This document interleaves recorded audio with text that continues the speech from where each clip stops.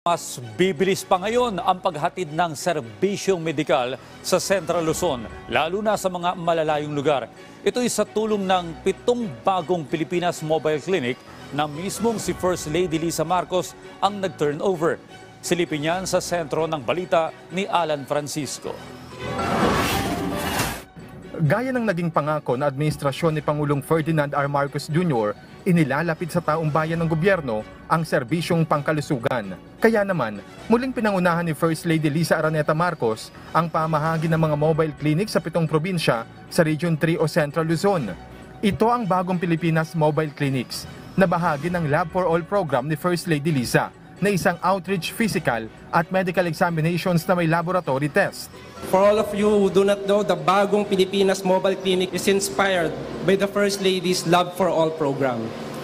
A program that started small, aimed at bringing healthcare services closer to the people, and has grown ever since, helping thousands of our kababayans across the country. Dahil sa programa kung saan may libreng laboratorio, konsulta at gamot para sa lahat, inaasahan ng Department of Health na maaagapan ng sakit ng mga residente at agad itong maipagagamot.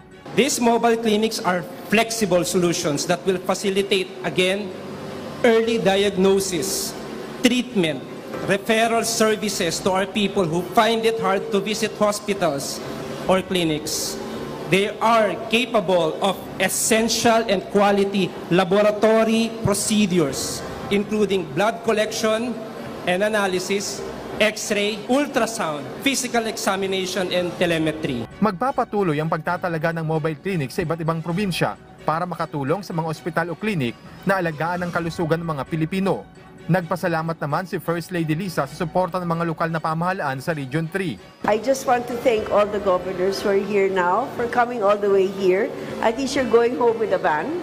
Kasabay nito, ang pagbibigay diin niyang lalawak pa ang matutulungan ng proyekto.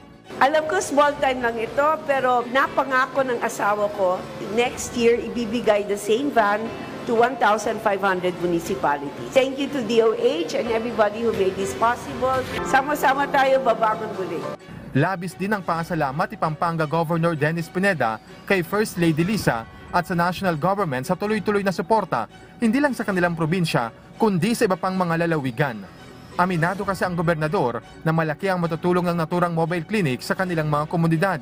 Tiyak aniyang malaki ang ambag nito sa pag-asaayos ng healthcare access at serbisyo sa mga malalayo o liblib na komunidad sa Central Luzon.